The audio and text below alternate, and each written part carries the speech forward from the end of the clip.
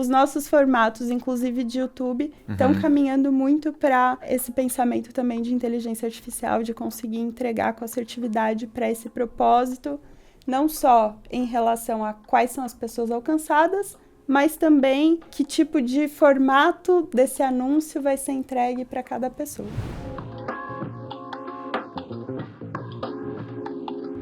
Oi, eu sou o Daniel e esse é o Marketing Measurement Talks, o podcast da Uncover sobre o estado da arte de AI, dados e mensuração aplicados ao marketing. No episódio de hoje a gente falou com duas pessoas do Google, a Laila e o Eduardo. A Laila é lá do time de produto, trabalhando especialmente com produtos de mensuração, e o Edu é um especialista de mensuração dentro do Google. Você deve imaginar que foi um papo bem denso, que a gente abordou o novo modelo de Marketing Mix Model Open Source do Google, o Meridian, discutimos como que o Google está integrando o Meridian com outras abordagens de mensuração de marca e mensuração de conversão também. Acho que vale muito a pena assistir o episódio de hoje. E é isso. Edu, Laila, brigadão por terem vindo. Pra gente é uma honra poder falar com o time de mensuração do Google. Tá aqui também. Valeu.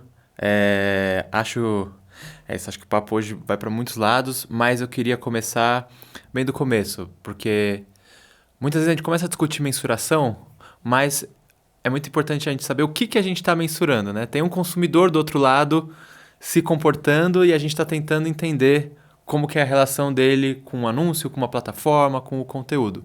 Então eu queria que a gente começasse entendendo o que a gente está mensurando. Quais são os produtos hoje do Google de anúncios e como que eles atuam na jornada desse consumidor geralmente. Perfeito, Dani. Eu vou começar aqui e aí, Edu, vai me complementando. Então, só para reforçar, obrigada pelo convite. A gente também está super feliz de estar aqui. Antes de qualquer coisa, antes de pensar em formatos, produtos, soluções, o nosso ponto de vista ele tem sido muito em torno da reflexão dos objetivos, para que tudo seja cada vez mais convergente, tanto no sentido de como eu opero a mídia, como eu vou medir o resultado disso. Tudo gira em torno de definir objetivos estratégicos, ter dentro de um anunciante, por exemplo, um consenso de que aquele objetivo estratégico é, de fato, a prioridade. E, a partir disso, vão se desdobrando objetivos táticos. E, dentro desse desdobramento, a gente tem um portfólio muito extenso de formatos e também, consequentemente, de métricas e de soluções de mensuração para provarem ali o resultado, o impacto da aplicação desses formatos. Então, se a gente fosse entrar no detalhe de cada formato e o propósito deles dentro da jornada, a gente passaria o episódio inteiro aqui falando, é um portfólio muito extenso, mas o que a gente pode dizer é que, de uma forma mais abrangente, o Google tem formatos que operam dentro da jornada completa, tá? E aí, você vai ter formatos que até baseados em inteligência artificial, vão fazer já uma seleção otimizada de entrega para audiência a partir disso, sempre partindo também desse objetivo. Mas se a gente tivesse que citar, em termos de produto, de formato, o que tem de core, a gente tem o YouTube, a gente tem Search, tem dentro de Search, você tem Shopping, por exemplo, e aí você tem display, tem toda a plataforma do DV, então isso já traz uma outra dinâmica para o pensamento de jornada.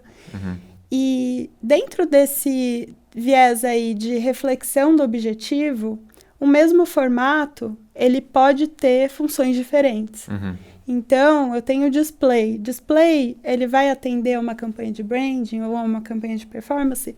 Depende do que você está comunicando, depende da criação, depende de qual é o claim que você está comunicando com aquilo. Então, a gente vai muito numa linha de que o formato por si só não é responsável necessariamente pela entrega daquela etapa do funil. É um conjunto de elementos da operação que, fortalecidos aí por formatos capazes de entregar de forma mais assertiva para aquele propósito, vão atingir esses resultados. E aí a gente vai discutindo aqui quais são as iniciativas de mensuração que vão ajudar a ajustar esses ponteiros. E não só a comunicação, mas também dentro do mesmo formato, às vezes você tem formas de compras diferentes que aí vão ajudar em cada etapa do funil ali, ou cada objetivo, seja de construção de marca, seja mais focado em performance. Então, complementando muito o que a Laila falou, você tem a comunicação que vai te direcionar dentro do formato, você tem o tipo de compra que você faz no formato, você pode ter o tipo de compra mais focado em alcance, você vai ter formato mais focado em ROI, em ROAS, por exemplo. Então, esse tipo de coisa vai ajudando a complementar a sua estratégia. Total. Deixa eu pensar, vamos afunilar um pouquinho então, pensando no YouTube, por exemplo. Porque eu como usuário, fico ali vendo YouTube, vejo alguns ads, mas eu como usuário não sei o que é de conversão, o que é para gerar alcance, né? Eu só estou assistindo o anúncio.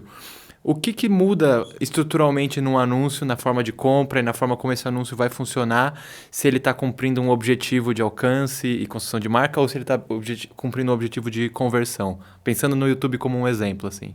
Então, como a gente comentou, não vai ser necessariamente, o YouTube vai ser focado em reach. Não necessariamente. Pode ser, né? Então, a gente tem formatos como o Masthead, por exemplo, que ocupa um papel muito importante para ter essa presença aí mais massiva de marca. A gente tem Demand Gen, a gente tem diversas iniciativas voltadas para olhar para o funil de forma mais abrangente, né? Então, você pode, na hora da compra da mídia, já trazer essa visão de que você quer que o YouTube opere a favor de uma ação, por exemplo. Então, isso é possível na implementação, tá? E, inclusive, quais audiências você vai alcançar com isso. Cada vez mais a gente está trabalhando em integração de dados, então tem um caminho muito, a gente vai falar aqui de IA, tanto quanto o Sundar tem falado ultimamente, mas os nossos formatos, inclusive de YouTube, estão caminhando muito para esse pensamento também de inteligência artificial, de conseguir entregar com assertividade para esse propósito, não só em relação a quais são as pessoas alcançadas, mas também que tipo de formato desse anúncio vai ser entregue para cada pessoa. É legal. Então, vamos lá. Fiz uma campanha, decidi investir no Google, fiz campanhas nos diversos formatos de Google, de Search e tal. Qual que costuma ser a demanda mais comum de mensuração? Basicamente, por onde o anunciante começa a mensurar o resultado dessas campanhas, primeiras métricas, e quais são as maiores dificuldades para eu conseguir fazer um assessment desses resultados bem? Isso vai depender um pouco tanto da maturidade dele em relação ao próprio formato em si de anúncio, quanto de adoção de ferramentas e de mensuração, quanto que ele já foi exposto a isso no passado, tá? Para fins educacionais, a gente consegue dividir em dois grandes grupos de anunciantes. Os anunciantes que a gente pode falar que são mais focados em construção de marca e anunciantes mais focados em performance, aqui vou colocar entre aspas.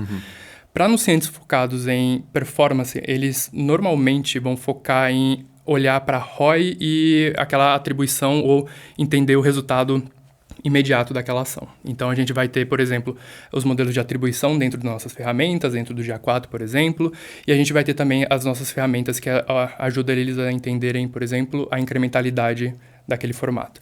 Dentro dessas ferramentas, a gente tem, por exemplo, Conversion Lift, a gente tem e também temos os experimentos geográficos. São formas da gente visualizar. O Conversion Lift ele é uma forma de visualizar dentro da própria ferramenta do Ads. Né? Então, você consegue dividir ali o grupo controle e o grupo de experimento dentro da própria ferramenta. Isso é feito a nível de usuário, né? Não necessariamente usuário, mas dentro de um cookie. A gente não identifica o usuário, a gente identifica um cookie. E a gente faz o split e dentro desse split a gente mostra para um grupo e não mostra para o outro e a gente compara o resultado ali dentro. Dentro dos experimentos geográficos, a gente faz a mesma separação, só que ao invés de utilizar cookie, a gente vai utilizar regiões geográficas.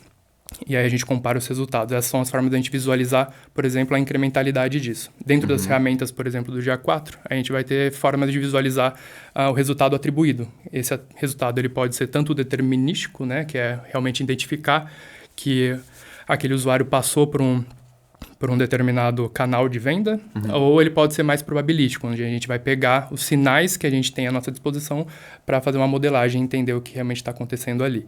Legal. A gente tem também formas mais econométricas de fazer isso. A gente tem alguns modelos que a gente chama, por exemplo, de causal impact, que é uma forma da gente visualizar o resultado em campanhas que a gente não vai ter tanto o resultado atribuído, por exemplo. Então, a gente consegue prever o que seria esperado naquele momento. Então, a gente olha para uma série histórica, vê o que é esperado para aquele momento e compara com o que realmente aconteceu. E aí, a diferença entre esses dois valores é o que a gente está chamando de resultado incremental. Legal. O Causal Impact, ele é uma ferramenta nossa, ela é uma ferramenta aberta, onde você consegue utilizar esse tipo de metodologia para entender o resultado incremental. E é isso pensando sempre num anunciante mais de performance, né?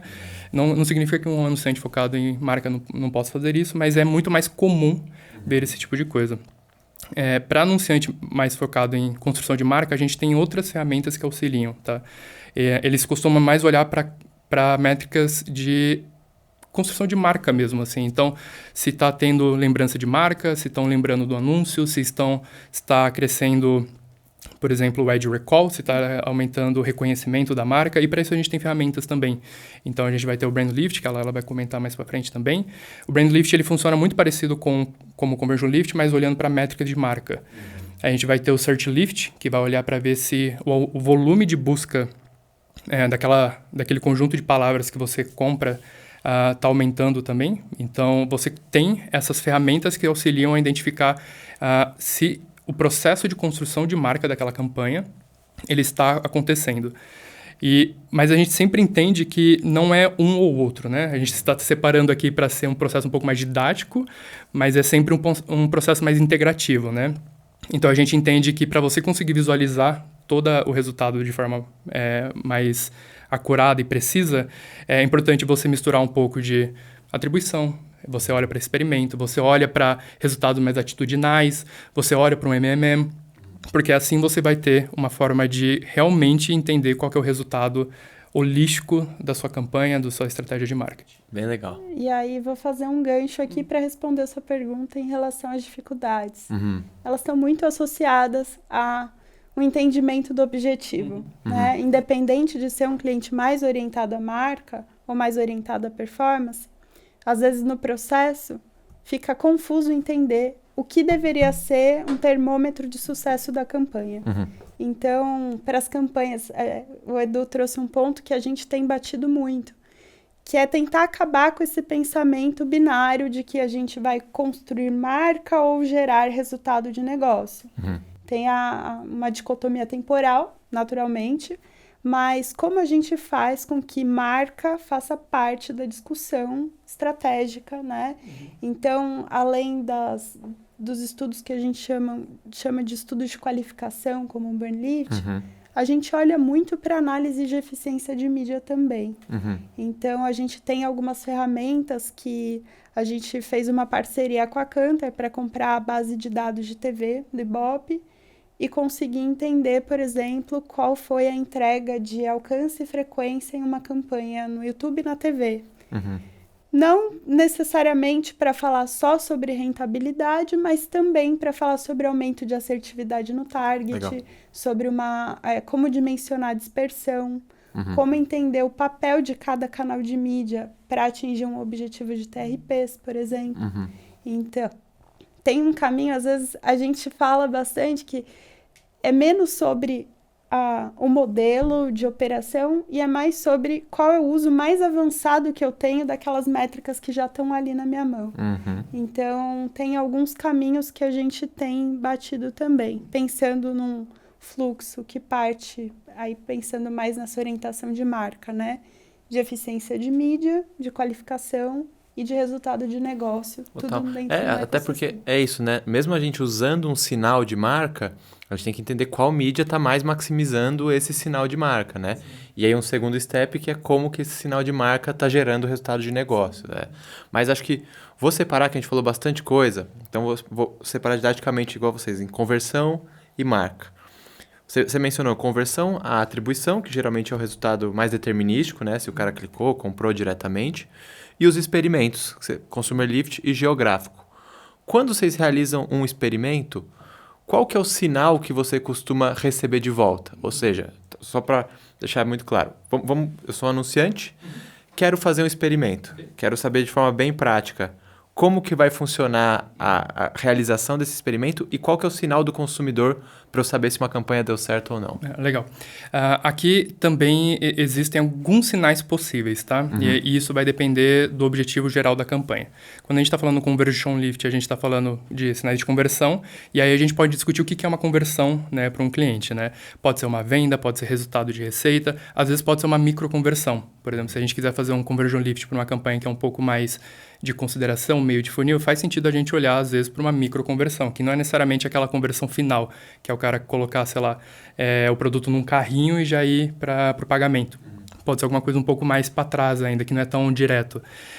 Mas, via de regra, quando a gente está falando de esse tipo de experimento, onde a gente quer ver a incrementalidade real, a gente está falando de algum sinal relacionado à venda ou receita ou alguma conversão do cliente. O que seria? Um lead é uma microconversão, por exemplo? Ele pode ser considerado uma microconversão se, por exemplo, se dentro do seu fluxo existem coisas mais para frente. Entendi. Se o lead é o último ponto, nesse caso ele seria a sua conversão já. Então, por exemplo, se eu sou uma empresa de educação, tem inscrito e aí tem a matrícula, Exato. né? O inscrito, a matrícula às vezes é meses depois, mas ele se inscreve, pode ser uma Exato, e dependendo você pode ter microconversões menos óbvias, assim, por exemplo, você pode ter microconversões que são um pouco mais acima do funil, ainda um pouco mais atrás, que não é necessariamente ele colocar um cartão de crédito ou fazer uma inscrição, mas é um sinal um pouco mais sutil.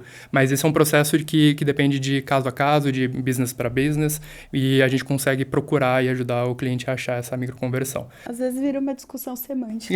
Às vezes vira uma discussão semântica, do tipo, isso aqui é uma microconversão ou é só um evento aleatório, né? Mas...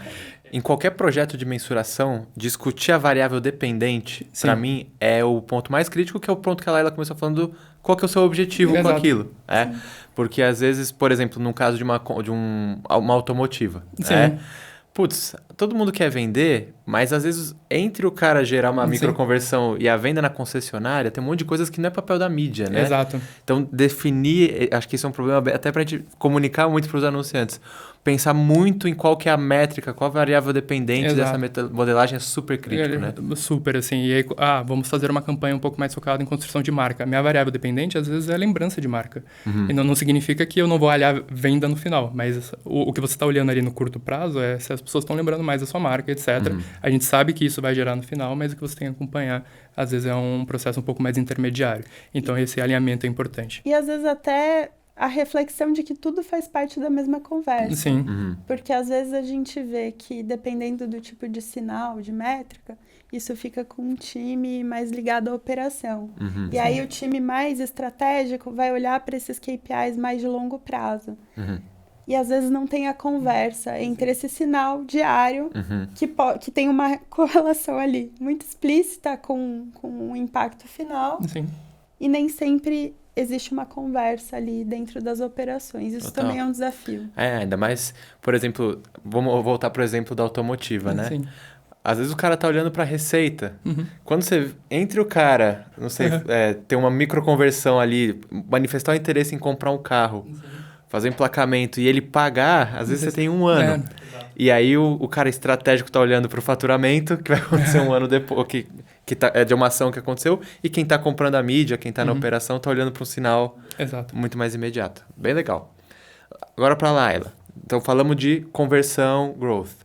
Quais são os sinais e como que vocês medem os sinais, especialmente para campanhas de construção de marca, né? Como, basicamente, o Google aborda mensuração de resultado de marca?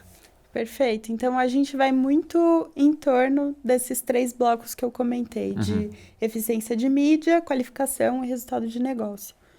Como a gente vai olhar para isso, sempre vai variar de acordo com o anunciante, a disponibilidade de dados, a abertura que ele nos dá, às vezes, para integrar dados e trazer uma análise mais completa. Mas o que a gente tem de prateleira seria o nosso Brand Lift, por exemplo, nossa principal ferramenta de mensuração de marca, que o Edu comentou, né? A gente tem um grupo controle, um grupo exposto. É a pesquisa que aparece no YouTube. Eu espero que todo mundo responda com muito carinho, né? Falando quanto você se lembra, qual sua marca preferida, enfim. A gente tenta elencar etapas diferentes do funil, são possíveis de medir dentro do BurnLift. E aí, a gente tem sempre discussões importantes sobre o alinhamento criativo com aquilo que eu estou medindo. Para a parte de marca, não tem como a gente dissociar as conversas. Então, não adianta eu querer medir a evolução de intenção de compra com um asset meramente institucional, emotivo e tudo. Então, como a gente traz um pouquinho mais de sinergia para aquilo que eu estou comunicando, com aquilo que eu quero medir e o que eu tenho de objetivo. Dito isso, o BurnLift é essa ferramenta, ela não tem um custo, ela é basicamente habilitada com mínimos de investimento por uma questão de amostra, né, para a gente ter volumes mínimos ali de respostas. E o que a gente faz com isso, de forma mais proativa, é um processo que a gente chama de data branding, que não é uma outra ferramenta do Google, não é... É um módulo de operação, e a gente fala até que o data branding ele é menos sobre mensuração e é mais sobre governança. A proposta é tão simples quanto, enquanto a minha campanha do YouTube estiver ativa, eu preciso entender quais são os sinais que o usuário me dá de que o asset A está funcionando melhor que o asset B, de que determinada audiência é mais responsiva à campanha do que outra, ou de que um formato do YouTube mais direcionado ao alcance está trazendo mais impacto do que um direcionado à ação. Então, a gente olha para esses pilares para criar uma agenda de otimização. Ao invés de eu mudar tudo ao mesmo tempo na minha campanha e não conseguir inferir qual das mudanças que trouxe um impacto positivo ou negativo, a gente separa a campanha em ciclos, com a mesma quantidade de dias e de investimento, e dentro desses ciclos a gente destrava só uma hipótese.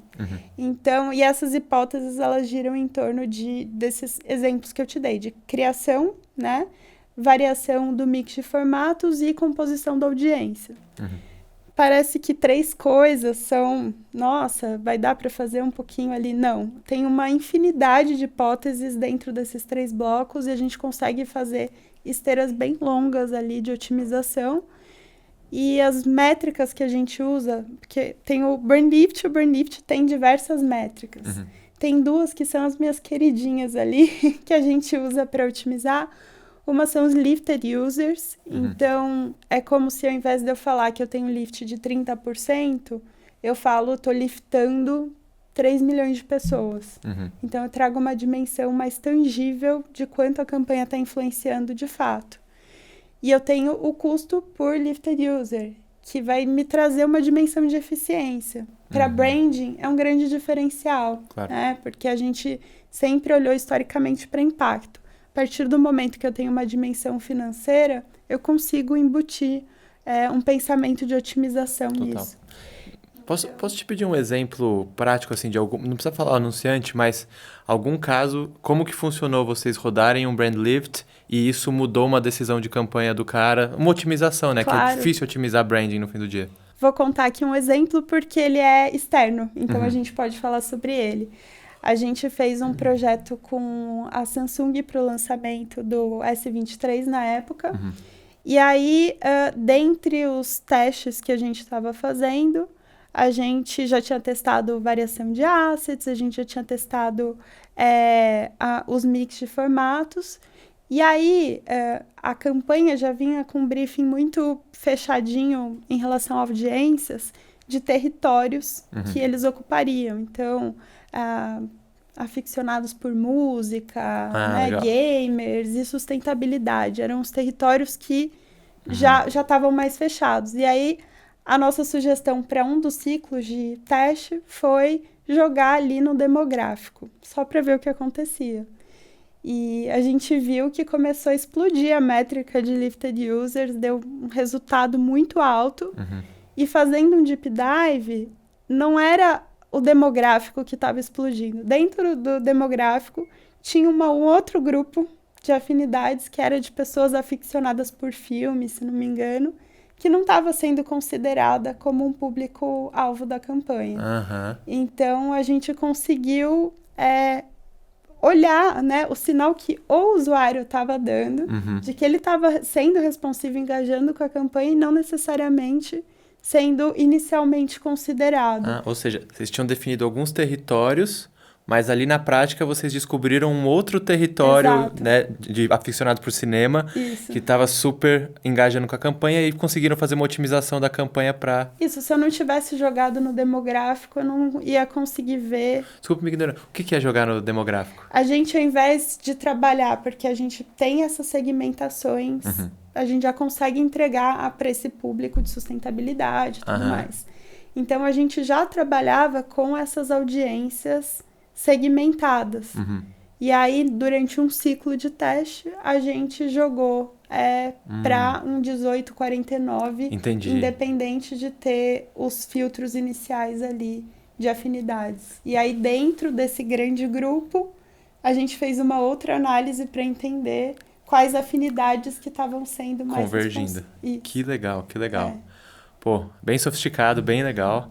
Vamos agora para o desafio que é juntar os dois mundos, né? Então, a gente tem um mundo de conversão, temos um mundo todo de construção de marca, mas que nem vocês já mencionaram, as coisas não são separadas, né? A gente quer trabalhar de uma forma integrada e acho que um dos grandes desafios é mostrar como que o Lifted Consumers, né? Como o Lift ali de marca tem uma relação também, às vezes separada no tempo, mas tem uma relação com o outcome de negócio, né? O cara que tem uma impressão melhor da marca, ele tem uma propensão maior a consumir no fim do dia. Que tipo de abordagens vocês estão trabalhando para fazer essa relação que talvez seja a mais difícil de todas entre a construção de marca e o outcome de negócio no fim do dia? Eu vou contar um outro caso de data branding também. Tem até um artigo do Think with Google sobre esse caso, então depois a gente pode dividir com vocês, que foi com o Magazine Luiza. Então, super orientados também à performance, o que a gente fez foi pegar uma categoria de produtos que não tinha nenhum vínculo muito forte com um canal específico de vendas, que foi ferramentas, e por um tempo, pré-Black Friday, a gente criou, né, campanhas voltadas à associação de Magalu como o lugar para comprar ferramentas. E aí a gente otimizou a campanha no YouTube para esse propósito, para tentar depois ver se esse trabalho consistente de marca teria algum tipo de impacto em resultado de performance dessa categoria no varejista. E aí, no fim, a gente viu que teve. Então, foi um caso bem bacana de ver como a gente consegue costurar os esforços para atender um objetivo mais amplo e colocar tudo operando de forma convergente. Dentro do Google, a gente teve sempre esse DNA de desenvolver coisas novas, de estar sempre procurando estar ali na vanguarda do desenvolvimento. E um dos grandes desafios que a gente sempre teve foi como que a gente mescla essas informações, né, de construção de marca com resultado de negócio. Um dos grandes desafios que a gente tinha sempre foi como que a gente pega essas informações mais atitudinais, né, então o que está acontecendo na cabeça das pessoas, quando a gente está falando de branding, o branding acontece na cabeça das pessoas, né? Então, a lembrança de marca, o sentimento que elas têm, a lealdade acontece na cabeça das pessoas. Então, como que a gente pega essas informações e como que essas informações se conectam com o final? Então, a gente desenvolveu um projeto lá dentro, que é uma iniciativa, ela está com piloto ainda, a gente já teve alguns testes, ela está público já, mas teve uma iniciativa que chama Brand Economics Program, que a gente está chamando de BEP aqui carinhosamente. E a grande função do BEP hoje é pegar essas informações que são atitudinais, ou seja, vem de pesquisa com o consumidor, né, que elas compõem o Brand Equity. Então, como que essas métricas de Brand Equity ajudam a construir o ROI de marca? Então, a gente pega uma campanha durante 6 meses, acompanha semanalmente todas essas métricas de Brand Equity, desde reconhecimento da marca, lembrança do anúncio, pega o que a gente chama de brand dark, qual que é a relação do consumidor com a marca, a gente pega isso semanalmente e tenta verificar o quanto que cada uma dessas métricas influencia no ROI final dessa campanha. Então, o que a gente espera é que no futuro isso seja uma forma de complementar, por exemplo, um MMM. Hoje o MMM ele tem muito essa função de pegar os dados econométricos, a gente pega ali o ad stock, pega a frequência, investimento, etc. Mas a gente sabe que boa parte das campanhas de branding e de construção de marca, ela tem um componente mais emocional na cabeça das pessoas. E aí o BEP, ele tenta trazer isso. Quais são essas métricas, como elas se relacionam com o resultado final e, principalmente, quanto tempo que demora para isso acontecer. Um dos grandes resultados do BEP é, como a gente está fazendo uma pesquisa com frequência semanal, né, durante um longo período de tempo, a gente consegue ver qual que é o ponto de virada, ou seja, quanto tempo demora desde o começo da campanha até que realmente você consiga ver um resultado significativo em vendas, por exemplo. Não significa que se você começar a fazer a campanha na data X, vai demorar 3 meses para você fazer a primeira venda. Ela pode acontecer no primeiro dia, mas o patamar disso, ele pode demorar algum tempo. E aí a gente consegue calcular esse tempo que a gente chama de time lagged effect. Então, o BEP ele tem essa função, juntar essas duas coisas e no futuro a gente conseguir pegar e juntar com a MMM. Eu sempre falo que o tempo é a variável mais difícil no marketing, porque a maior parte das respostas não é imediata das coisas que acontecem. E como que você acha essas relações no tempo, eu acho que essa é uma estratégia muito legal. E são 2 tempos diferentes, né? Porque você faz ação de branding, o primeiro tempo é você mudar as métricas atitudinais. Exato. Também não é imediato, não conheço a marca, agora adoro ela. Exato. Tem o tempo de mudar o atitudinal e como que o atitudinal se reflete no comportamental. E tem também um descompasso, tem esse compasso temporal e tem um descompasso de intensidade. Se você aumentou 10% no reconhecimento, não quer dizer que vai vender 10% a mais, né? Então, fazer esse cálculo, esse balanceamento também é importante. Por isso que fazer essa pesquisa com frequência, analisar com essa frequência é importante para a gente nesse projeto. Bem legal. Qual que é o case público que a galera pode acessar? É o da Anhanguera. A Anhanguera, bem cliente da Cover. Cliente da Cover, exatamente. Não, a gente ficou sabendo do BEP justamente porque eles compartilharam bem. Sim. Super legal. E uma das coisas muito legais dele é que ele dá esse deslocamento de tempo. Porque uma das coisas que sempre perguntam pra gente é, beleza, eu vou fazer uma campanha de marca com vocês, quanto tempo essa campanha tem que fazer? Vai dar alguma resposta, Exato, né? E principalmente quando é um anunciante de performance e começa a fazer uma campanha de marca que nunca tinha feito, rola essa ansiedade, rola esse desconforto de, não, tem que esperar 1 mês, 2 meses, 3 meses. Então, esse projeto, ele dá essa segurança mais estatística, mais numérica, mais... Uma previsibilidade também para essa resposta. Que é muito melhor do que nenhuma resposta, né? Ou então de um auto-engano de que existe uma média temporal no mercado que vai funcionar para todo mundo, para todas as marcas. Para todas as campanhas. Porque é uma pergunta, né? Que vem, qual é o tempo? Calma, essa marca. Se tivesse, eu punha no MMM também, todo MMM dá uma resposta 3 meses depois. É igual quando vai calcular o estoque, né? Você tem que fazer para cada veículo, para cada campanha. E esse é um ponto que a gente também reforça muito no pensamento geral de mensuração. Não é porque acompanhar uma métrica, uma solução de mensuração hoje faz sentido para sua marca que ela vai fazer sempre. Então, às vezes, a sua marca entra um novo player que bagunça tudo que está acontecendo. Você tem que recalcular a rota. Então, é um pensamento que ele é consistente, independente de qual for o objetivo ali. Total. Bom, entrando agora em MMM, falando em MMM, né? Bom, como que Marketing Mix Modeling hoje está dentro do Google, né? Vocês lançaram o modelo open source de vocês, o Meridian. Qual que é o papel do Marketing Mix Modeling ali no stack de mensuração do Google? E aí, já dando um passo além, na prática, como que vocês estão pensando em integrar um BEP com isso, assim? Antes de falar especificamente sobre o MMM, o posicionamento público do Google em relação à mensuração, ele é baseado numa tríade, né? A gente chama de trifecta, que diz que não existe uma única solução de mensuração capaz de endereçar todos os desafios. O que a gente acredita e o que a gente vê funcionando melhor nos anunciantes mais avançados é uma relação complementar, lógico que quando fizer sentido, né? Não é sempre que vai fazer sentido, mas na qual a gente trabalha MMM com uma agenda de experimentos e com o pensamento de atribuição. Porque o MMM vai trazer a visão holística, o experimento traz respostas mais rápidas e a atribuição traz a resposta no nível do usuário.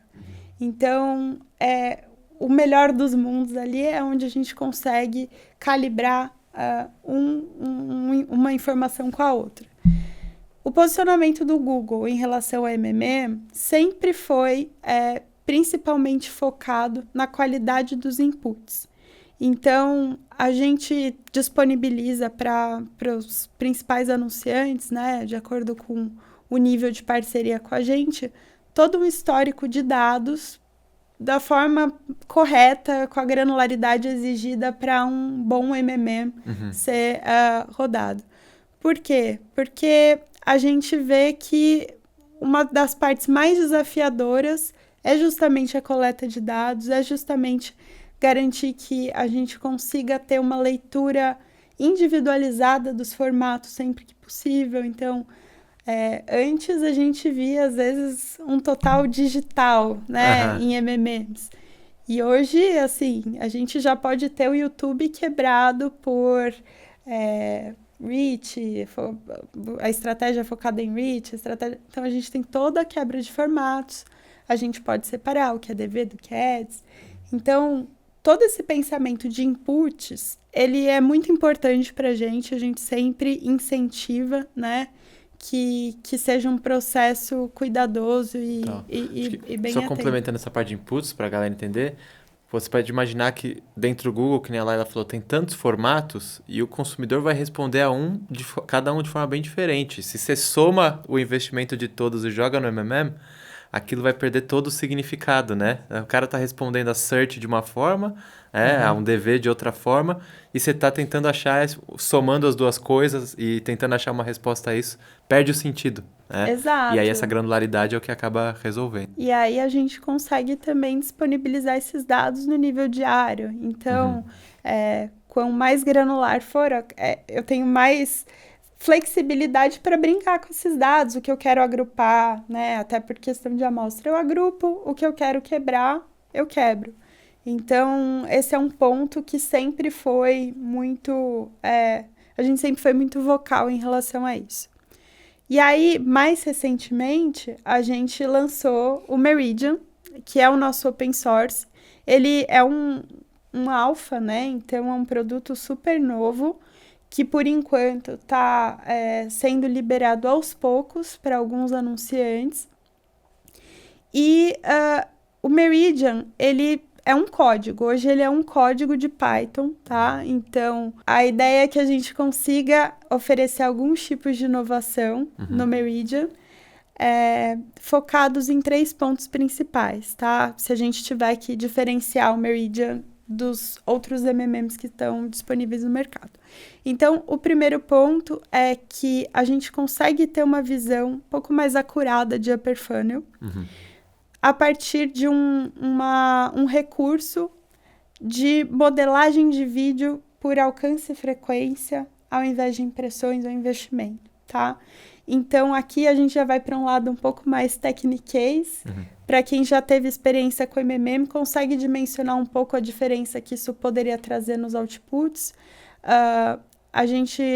E aí não é só YouTube, tá? A gente pode modelar TV também. Então, canais de vídeo que eu tivesse histórico de alcance e frequência, eu consigo ter essa opção de modelar dessa forma.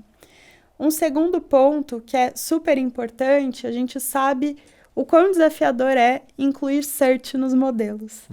Então, a gente até fala, né, que o search ele sofre o last click ao contrário, às vezes é tão correlacionado que pode ser muito bom, muito ruim, é uma leitura difícil. E aí, o que o Meridian traz é a possibilidade de contextualizar search.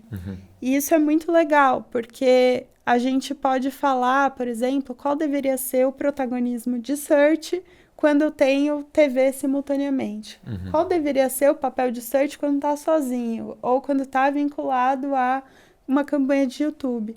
E é lógico que tudo isso, além da gente ter a quebra do que é orgânico, do que não é, da gente ter a quebra do que é um search direcionado para a marca e do que não é.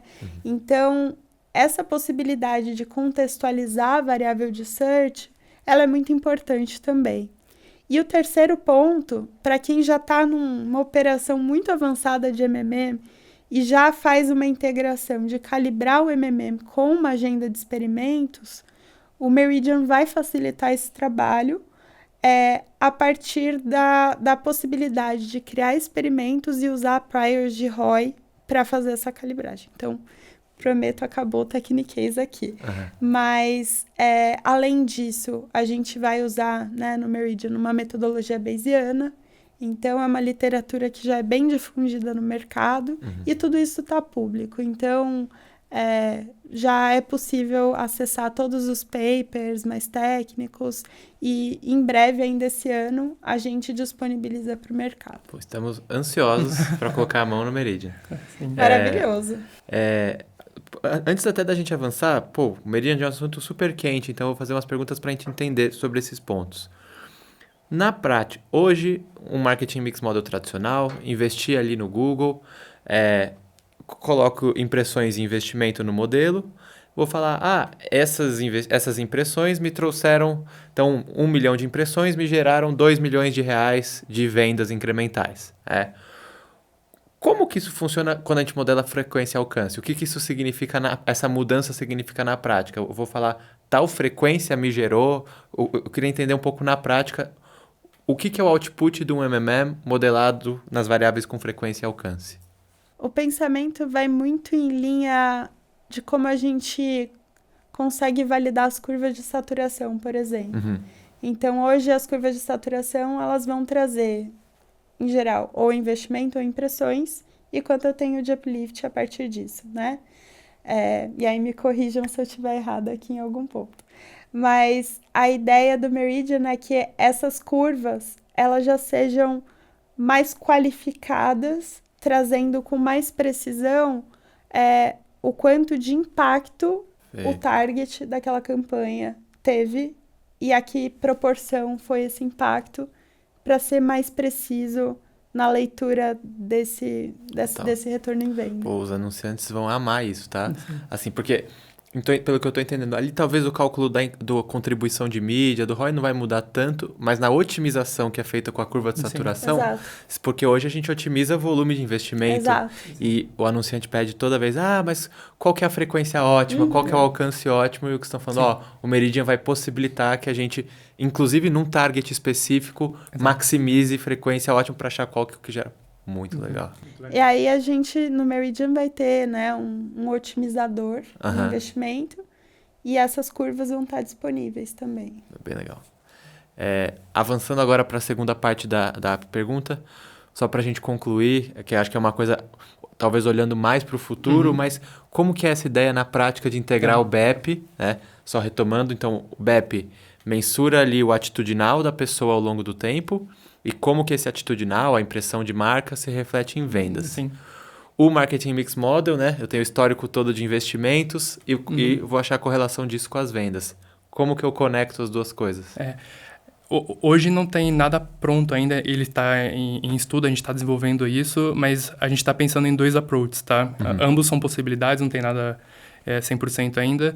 Ele pode entrar ou como um ponderador, por exemplo, como entra os experimentos, para você ponderar o resultado de ROI.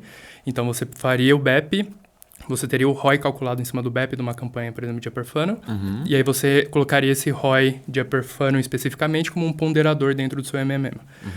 A segunda opção seria as próprias métricas atitudinais você colocar como se fosse um regressor dentro do seu MMM. Então, ele entraria com colunas adicionais ali. Para quem já trabalha com MMM, você vai ter suas linhas, suas datas aqui e aquele monte de coluna. Ele poderia entrar como colunas adicionais. O nosso approach ele pode ser tanto um feature engineering de transformar aquelas colunas em um score, alguma coisa nesse sentido, ou trabalhar com elas através de um feature selection, por exemplo, trabalhar só com as principais. A gente não sabe ainda qual que é o melhor formato. A gente vai ver como que o Meridian ele consegue trabalhar com os resultados que a gente tem hoje e como que eles vão ter melhor sinergia. E tem uma outra possibilidade também, que ela não é necessariamente uma integração técnica, mas a gente sempre fala que o MMM é uma mistura de arte com ciência. Então, muito a gente precisa de contexto para validar se aquele output estatístico faz sentido ou não. E o BEP pode ser usado como um excelente validador ali desses sinais estatísticos. Então, é um caminho que vai além dessa integração um pouco mais complexa e que seria viável já de cruzar as coisas, né? Eles estão batendo. Bem legal. Pô, já que a gente foi mais técnico aqui, essa parte de usar como regressor as métricas atitudinais do BEP. Porque hoje o marketing mix model tradicional, né? Investimento de mídia, venda. Ou lead, ou alguma microconversão, mais alguma métrica de resposta. O problema que eu vejo de só incluir isso como regressor é que as mídias também estão explicando isso exato. aqui, né? Então, fazer um MMM simples de coloca Sim. tudo na venda, será que tem alguma solução de fazer um MMM em 2 etapas, por exemplo? A mídia nisso, e aí depois uma segunda etapa disso na... Como a gente está trabalhando com modelos bayesianos, provavelmente vai ter um prior e um posterior ali que vai ajudar a gente a entender o que está mexendo no quê, né? Se, por exemplo, é tudo contra tudo, ou se tem um direcional ali, se, por exemplo, se é um conjunto de métricas que está influenciando outra. A gente não tem essa resposta ainda. A gente está testando para ver realmente como que é essa sinergia e como que ele vai funcionar, né? Então, se, por exemplo, se tiver tudo contra tudo, se as métricas estiverem influenciando ela de forma cruzada, talvez a gente tenha que ter um approach um pouco diferente. Mas a gente acredita que por ser um modelo mais bayesiano, o Meridian, a gente vai ter algumas formas de mitigar isso. Não sabemos, ainda estamos estudando. E tem também uma outra possibilidade, e aí jogando ideias, Exato. né? Exato. Que é a gente pensar justamente na relação temporal e tentar fragmentar o que existe de impacto de curto prazo do que é trabalho de branding numa variável dependente e o que é trabalho de curto prazo, performance, numa outra variável dependente, e como a gente combina esses aprendizados para depois entender a relação desse pensamento mais upper no final, numa outra janela temporal. Então, assim, tem caminhos aí pra gente... Acho que o fascinante de mensuração é isso, né? Essa sim. parte... É um trabalho criativo de entender cada modelo estatístico, o desafio no tempo, né? Todo mundo tem um pouco a teoria... A heurística, eu sempre falo, todo mundo que trabalha com mídia tem uma heurística na cabeça, né? Você precisa fazer a pessoa lembrar da sua marca, você vai trabalhar a awareness consideração e depois você vai trabalhar a conversão. Matematizar essa heurística é super difícil, né? Eu acho que ninguém ainda conseguiu uma matematização totalmente boa que não seja uma coisa um pouco quali. Eu acho que esse é o desafio que a gente está atacando dia após dia. Até porque envolve muita subjetividade no caminho, né? Exato. Não é algo trivial. Total. Bom, gente, acho que o papo foi excelente. Acho que essa pauta de mensuração dá muito pano pra manga, tá super quente e agradeço demais vocês terem vindo aqui compartilhar com a gente. A gente agradece também, Dani. Obrigada pelo espaço. Obrigado pelo convite. Tamo junto.